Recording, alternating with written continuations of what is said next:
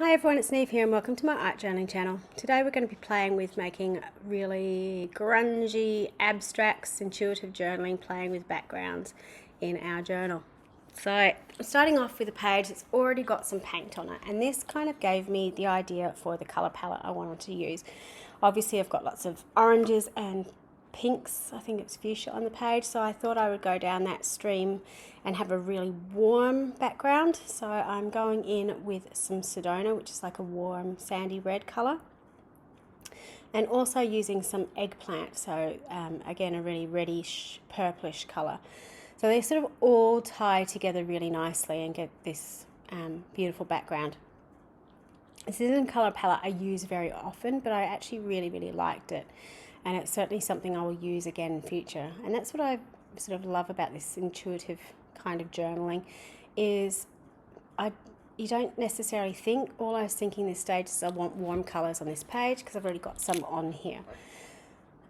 So I just went to the warm colours in my paint tray and grabbed them out, mixing, matching around. So I've got the paler apricot-y colour, some of that cheddar coming through, so I've got those orangey yellows and brownish reds and the purpley colours coming through.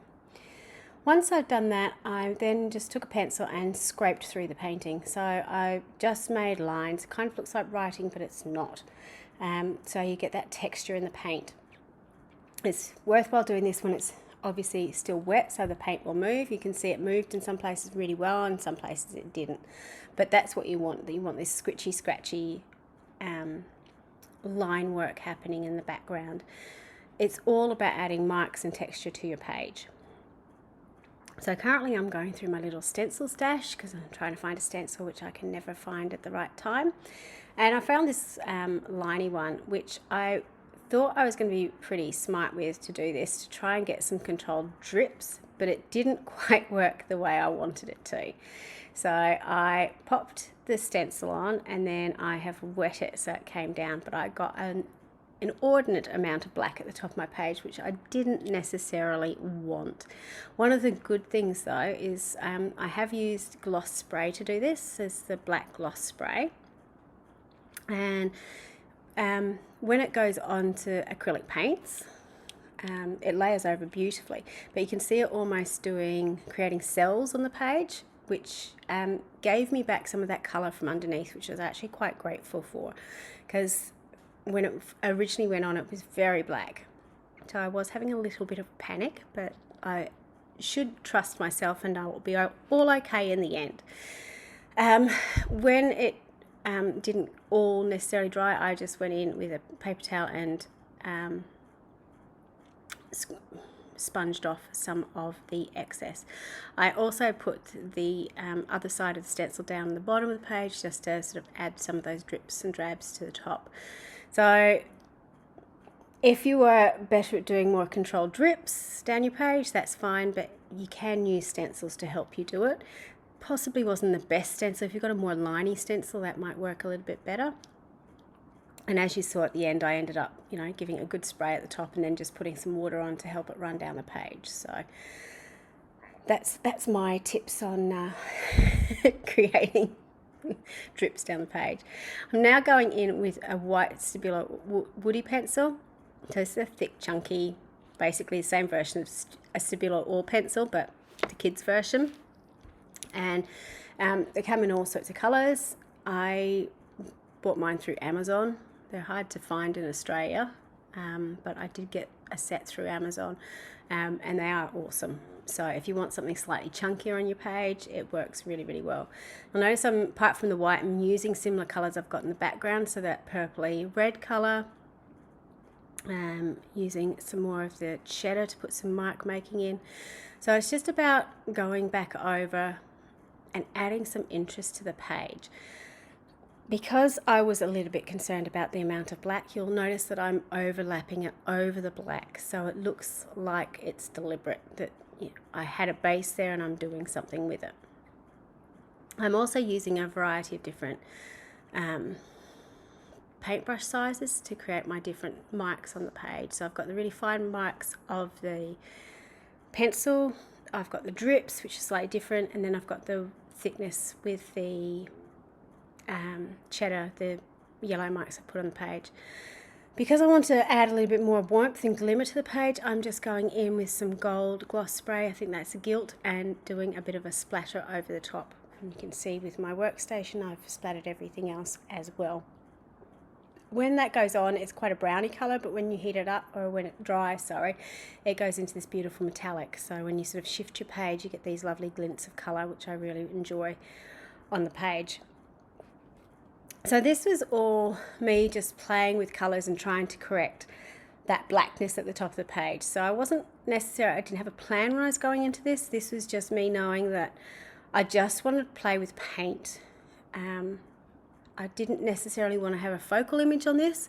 I just wanted to play with paint. So quite often in my pages you'll notice I use focal images, just like the one next door. But in this case I just wanted to, play around with what I had on the page.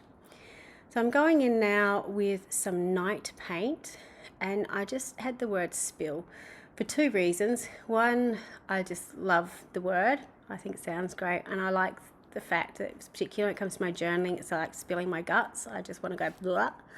But also it sort of had double meaning on this page in the fact that that black paint at the top kind of spilled down the page. It went on more so than I was expecting it to.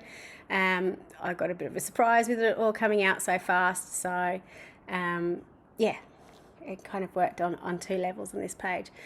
I decided I wanted to make one of the words sort of come out as a bit of a focal image. I wasn't 100% sold on the blue on the page because that was the only coolish color I had in the page. So I'm going over with a metallic goldy color to help blend it in a little bit to the page. By having that blue down the bottom, again added a lot of darkness to the page.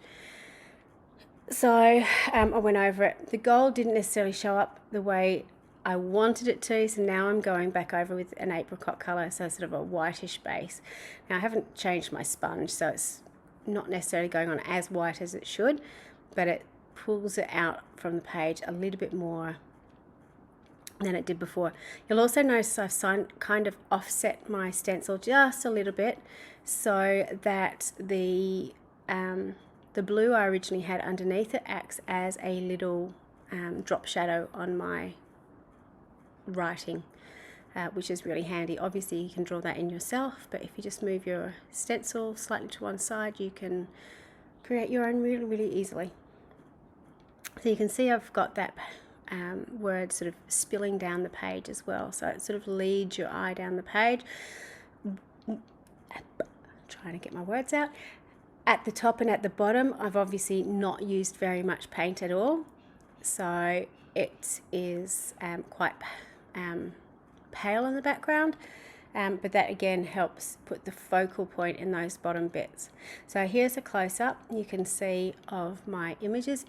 At the end, when I was finished, I just wrote over that word spill how I was feeling about this page, and I really like how that sort of tied it all together and gave a bit of balance to the page as well. So I hope you have a bit of a go at doing a bit of intuitive painting, writing.